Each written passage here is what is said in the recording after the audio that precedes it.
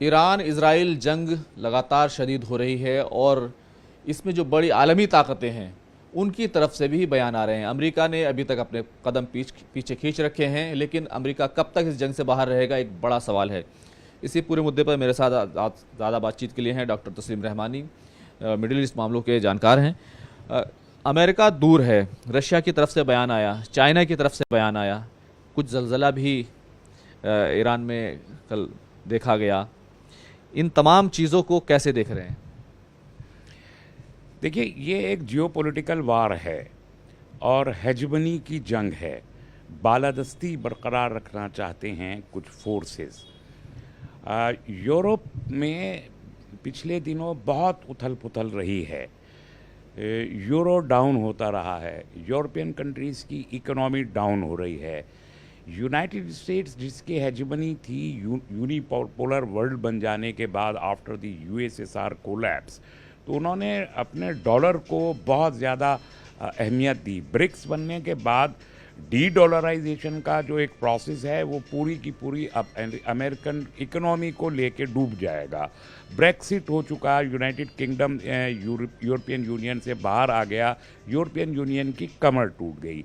फ़लस्तीन और इसराइल के कज़िये ने यूनाइटेड नेशंस की मुट्ठी खोल दी है कि उसका कोई इख्तियार बाकी नहीं रहा। जबकि यूएन पे जो सबसे ज़्यादा फाइनेंशियल एड है वो आती है यूनाइटेड स्टेट्स से। उसमें भी अभी ट्रम्प ने आते ही कहा कि हम डब्ल्यूएचओ का पैसा अब कम कर देंगे और यूएन के फंड्स कम कर देंगे।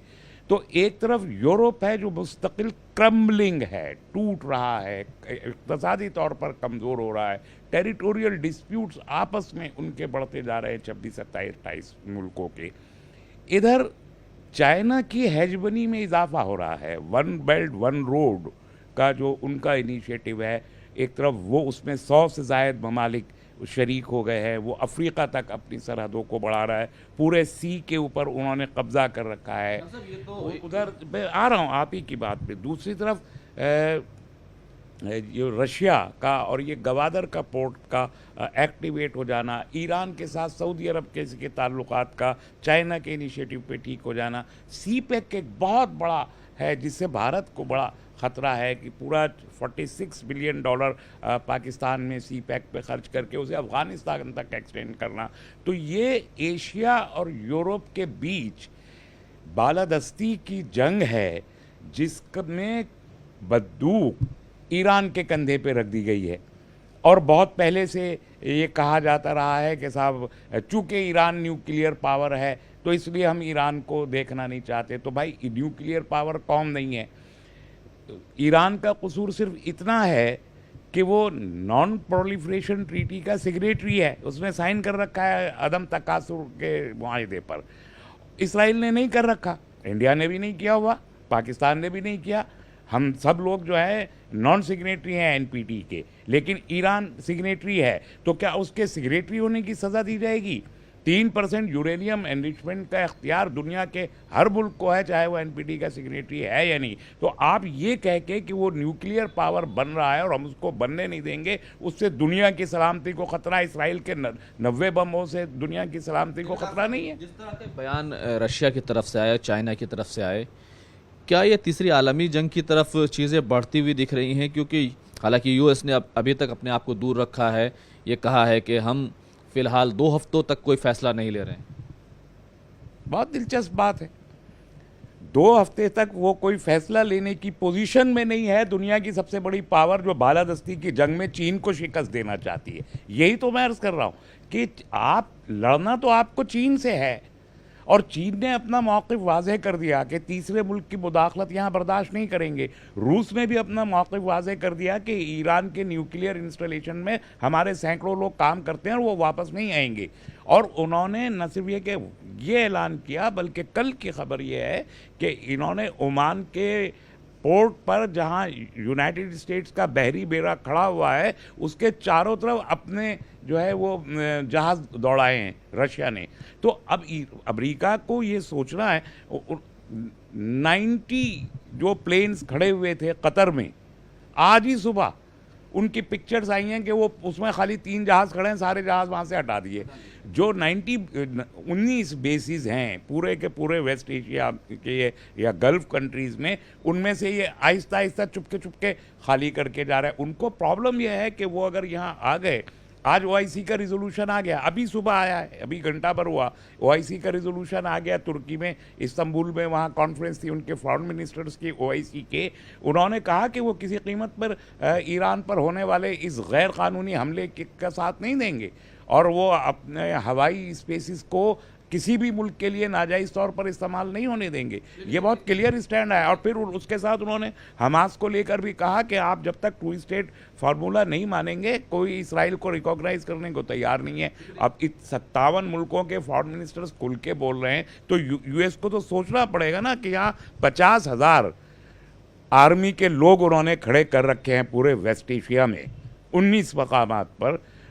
2,500 किलोमीटर पे बच नहीं पा रहा है इसराइल ईरानी मिसाइलों से। 500 किलोमीटर पे अमेरिकी इंस्टॉलेशन कहाँ बच जाएंगे? अहम चीज़ जो फैक्टर है कि आपने बात की, अब जो पूरा अमेरिका की तरफ से वार्निंग आ रही है ईरान को कि सिविलियंस पर आप बमबारी ना करें, हॉस्पिटल्स पर बमबारी ना करें। इजराइल की तरफ से लगातार इस बात को प्रोपोगेट किया जा रहा है, दिखाया जा रहा है, और एक हॉस्पिटल जो मिलिट्री हॉस्पिटल था उस पर जिस तरीके से उसकी बिल्डिंग को नुकसान पहुंचा, उसको इजराइल की तरफ से काफ़ी ज़ोरदार तरीके से उठाया गया। 22 हॉस्पिटल्स की लिस्ट है हमास के जो गज़ा में है, जिसमें सबसे बड़ा अशिफा हॉस्पिटल था, इंडोनेशिया हॉस्पिटल था, और पैलेस्टाइन पीस हॉस्पिटल था। 22 हॉस्पिटल्स की लिस्ट है। हज़ारों मरीजों को वहाँ उन्होंने बम मारे हैं। उस अस्पतालों के अंदर घुस के इसराइल के ट्रेटर फौजियों ने गोलियां चलाई हैं, बंदूक से मारा है मरीजों को, बिस्तर पे लेटे हुए मरीजों को। ये तो डॉक्यूमेंटेड है, सारी दुनिया के सामने है। बम भी मारे, फौजियों ने अंदर घुस के मारा, और अशीफा हॉस्पिटल का डायरेक्टर आज तक इसराइली जेल में मौजूद है। कौन सबक पढ़ा रहा है? ये जालिम, ये ट्रेटर, ये इलीगल स्टेट जिसमें कोई सिटीजन, इसराइल क्या, इसराइली सिटीजनशिप क्या है? हर एक के पास 3 से 5 नेशनलिटीज के पासपोर्ट्स हैं, कोई एक भी इसराइली नहीं है। कोई फ्रांसीसी है, कोई जर्मनी है, कोई इटालियन है, कोई हंगरियन है, कोई कुछ है। They are all non Arabs, non Israeli. वहाँ पर माइग्रेंट आके और फिर एक पास इसराइल का नाम एक मुल्क बना के उसका भी पासपोर्ट ले लिया, 5 दूसरे मुल्कों के पासपोर्ट है। वो तो लॉयल अपनी ज़मीन के भी नहीं है, वो एक गासिब नाजायज़ रियासत, एक जालिम रियासत, वो दुनिया को ह्यूमैनिटी का सबक पढ़ाएगी। और ये जो इस हॉस्पिटल की बात कर रहे हैं, जो इनके साउथ में गिरा है, साउथ इस फ़लस्तीन के मकबूजा फ़लस्तीन में, इसराइल नहीं, मकबूजा फ़लस्तीन में गिरा है। देयर इज़ नो इसराइल, कोई चीज़ नहीं है इसराइल के नाम की। मकबूजा फ़लस्तीन है सारा का सारा, ऑक्युपाइड पैलेस्टाइन है। ये ऑक्युपाइड पैलेस्टाइन के साउथ एरिया में जिस हॉस्पिटल की बमबारी की बात कर रहे हैं, वो आर्मी का हॉस्पिटल है, जिन्होंने हमास के लोगों को शहीद किया, जिसने गज़ा के लोगों को शहीद किया। जो फौजी, किराए के भाड़े के टट्टू फौजी जो आके तेहरान पे हमला कर रहे हैं, उन फौजियों के इलाज का हॉस्पिटल है, सिविलियन हॉस्पिटल नहीं है। लेकिन एक अहम पहलू इस पूरी जंग का ये भी है कि अमेरिका ने इस तरीके से 2 हफ्ते का वक्त लिया है कि उसके बाद कोई फ़ैसला लेंगे। ये फ़ैसला भी अमेरिका का ही है, और इसका दूसरे पहलू से भी देखा जाना चाहिए कि क्या इजराइल और ईरान की जो जंग है वो 2 हफ्ते तक चलने वाली है? आज 9 दिन हो चुके हैं। देखिए, दोनों एस्पेक्ट हैं। एक्चुअली अमेरिका टाइम बाई कर रहा है, वक्त को धक्का दे रहा है अपनी खाल बचाने के लिए। एक तो नेगोशिएशन चल रहा है, बहरहाल ये जंग अपनी जगह है कि इसराइल और अमेरिका, ये मकबूजा फ़लस्तीन और तेहरान के बीच ही एक झगड़ा, जो जंग है, दोनों तरफ तबाही बराबर की हो रही है, कोई किसी से कम नहीं है, बल्कि अभी तेहरान का पलड़ा भारी है। जिस तरीके से उन्होंने उनकी वाइटल इंस्टॉलेशन, जो शरीर इंस्टॉलेशन थी, उनको उन्होंने ध्वस्त किया, वो एक पार्ट है। लेकिन E3 की मीटिंग कल ही हुई है जिनेवा में, फ्रांस, जर्मन एंड UK के साथ ईरान के फॉरेन मिनिस्टर की मीटिंग हुई है। विटकॉफ मुस्तकिल फ़ोन कर रहा है अब्बास इराक़ची साहब को, जो ईरान के फॉरेन मिनिस्टर हैं, कि साहब आइए, फिर वो पुरानी जो न्यूक्लियर डील है कहीं ना कहीं उसको ईरान के साथ उसको रिवाइव करने की कोशिश भी की जा रही है। तो 2 हफ्ते का वक्त एक तो उसमें लगेगा। तो अभी भी ट्रंप को ये उम्मीद है कि कहीं ना कहीं कोई बातचीत के ज़रिए फेस सेविंग कर सकते हैं, कि कोई जीता नहीं, कोई हारा नहीं, तो हमने बातचीत करके सॉल्व कर लिया, वरना हार रहे हैं। दूसरा ये है कि 2 हफ्ते में इंटरनेशनल कम्युनिटी का रुख भी सामने आ जाएगा। यूनाइटेड स्टेट्स के जो स्ट्रेटजिस्ट हैं, जो मिलिट्री एक्सपर्ट हैं, पेंटागन के लोग, भाई ट्रम्प तो इनकंसिस्टेंट आदमी है, आज कुछ कह रहा है, कल कुछ कह रहा है, परसों कुछ कह रहा है, हमारे मुल्क को लेके 12 दफ़ा उल्टी सीधी बयानबाजी वो शख्स कर चुका है, तो he is an inconsistent. But जो पॉलिसी मेकर्स हैं पेंटागन के या और उनके आर्मी के ऑफिसर, वो जानते हैं कि अभी कुछ दिन हुए हैं अफ़गानिस्तान से हार पीट छित के निकला है, और ईरान का टेरेन अफ़गानिस्तान के टेरेन से बहुत अलग नहीं है। तोरा बोरा की पहाड़ियाँ वहाँ भी मौजूद हैं। अगर यहाँ घुस गए ईरान में तो, और वेस्ट एशिया का वो सपोर्ट अब शामिल नहीं है, गल्फ़ का भी वो सपोर्ट अब शामिल नहीं है जो पहले था। बड़े एयरबेस बने हो, लेकिन गल्फ़ के में वो ईरान से दुश्मनी मोल लेने का आज तो कोई तैयार नहीं है। सऊदी अरब के जितने स्ट्रॉन्ग डिप्लोमेटिक रिलेशन ईरान के साथ बने हुए हैं, सऊदी अरब मुझे नहीं लगता डायरेक्टली वो करे। हालात में भी इजराइल का टाइम चाहिए। ऐसे हालात में भी इजराइल इसको जो है एक मौके की तरह देख रहा है कि ईरान का जो न्यूक्लियर प्रोग्राम है उसको एक तरीके से वो ख़त्म कर दे। देखिए, एक बात आप जानते हैं बहुत अच्छे तरीके से, 7 अक्टूबर से लेके अब तक 20 महीने हो गए, 250 कैदी गिरफ्तार किए थे हमास ने। मुझे बताइए कि 20 महीने में उनका जो सुरंगों का जाल है, उस जाल में से एक भी अपने आदमी को ये मकबूजा फ़लस्तीनी सो कॉल्ड इसराइली आज़ाद करा पाए? किसी एक को भी? वो डील के तहत नेगोशिएशन डायलॉग्स के ज़रिए डील्स किए, उस डील से उन्होंने अपनी लाशें उठाईं, वो भी डील के ज़रिए, लाश भी नहीं उठा सके। या फिर उस डील के ज़रिए उन्होंने अपने जो लिस्ट इन्होंने दी हमास ने, वही लिस्ट के मुताबिक वो अपने कैदी ले जा सके। आज भी 50 से ज़्यादा उनकी कैद में मौजूद हैं, एक को नहीं उठा सके उस सुरंग से। तो 20 महीने में पूरी अमेरिका की लॉबी, अमेरिका के फ़ौजी, अमेरिका के जहाज़, अमेरिका की टेक्नोलॉजी, अमेरिका की दौलत, अमेरिकी 33 करोड़ अमेरिकियों के टैक्स के जो कीमती मनी है, वो सब जो है आप लाखों टन बारूद में वहाँ लगा के आप एक आदमी को निकाल नहीं सके। ईरानियन इंस्टॉलेशंस 80 मीटर नीचे ज़मीन के बताई जाती हैं, जो भी हैं, जितनी भी हैं। उन्होंने कभी कहा नहीं कि हम तो बम बनाएंगे।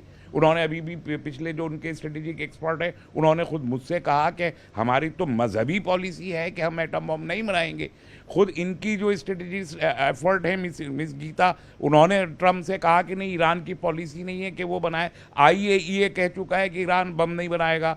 लेकिन उनके जो भी डोमेस्टिक पर्पस के लिए, जिस पर्पस से भी उनका, मैं तो मानता हूं कि सॉवरेन दुनिया है, कोई एटम बम बनाना चाहता है तो सब बनाए, और नहीं बनाना है तो फिर सबको अपने एटम बम बंद करने चाहिए। तो उनके वो सारे इंस्टॉलेशन, उनको मालूम है पिछले कई साल से कि ये बदतमीज़ मकबूजा जो फ़लस्तीनी इसराइल है, ये आएगा, हमला करेगा। अमेरिका के अहदाफ अलग हैं, इसराइल के अलग हैं। तो उनके 80 मीटर नीचे हैं, तो तुम उन सुरंगों से एक आदमी तलाश नहीं कर सके, तुम ये न्यूक्लियर इंस्टॉलेशन कैसे ख़त्म कर दोगे? आखिरी सवाल है, क्या अमेरिका और इजराइल के, अब जिस तरह से आपने कहा अहदाफ अलग हैं, ईरान के मामले में क्या इनके बीच में कोई इख्तलाफ पैदा हो गया है? क्योंकि अमेरिका उस तरीके से सपोर्ट करता हुआ दिखाई नहीं दे रहा जैसा इजराइल चाहता है। इजराइल चाहता है कि अमेरिका पूरी तरह से इन्वॉल्व हो।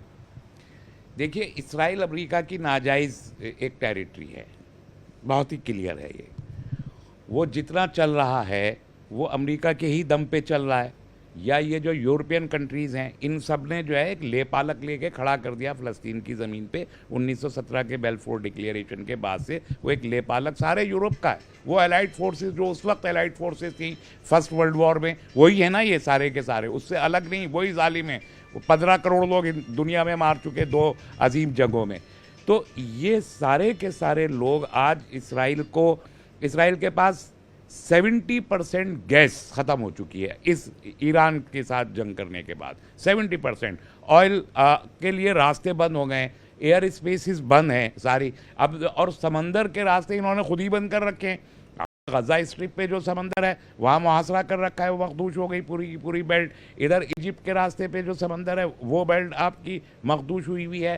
तो आपने जल थल वायु आपके तीनों रास्ते आपने बंद कर रखे हैं, सारी दुनिया से आप डिस्कनेक्ट हुए हैं। इन्वेस्टमेंट आपके पास आ नहीं रहा कहीं से, गैस ख़त्म हो गया, पेट्रोल ख़त्म हो गया, बिजली का संकट शुरू होने वाला है, रॉकेट लॉन्चर में जो है वो गैस भर के उड़ाने की क्षमता आपकी ख़त्म हो जा रही है। तो आप तो अमेरिका से कहेंगे कि आप आइए, डायरेक्ट आइए, बट अमेरिका को अब ये देखना है, ट्रम्प की पिछले ट्रम्प में ट्रम्प की पॉलिसी थी नो वॉर की।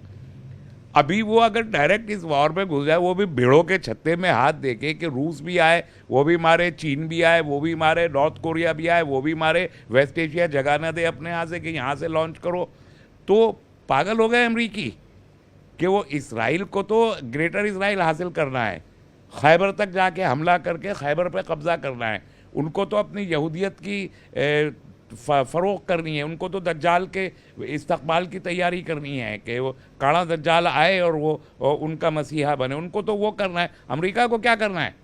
अमेरिका को पहले डीडॉलराइजेशन के प्रोसेस से गुजर रहा है, इकोनॉमिक शटडाउन उनके यहाँ हो रहा है, जनरल पब्लिक उनकी बाहर खड़ी है, ट्रम्प के खिलाफ जाने कब नो कॉन्फिडेंस मोशन आ जाए, ऐसे में वो जाके जंग में भी कूद जाए इसराइल के कहने पे।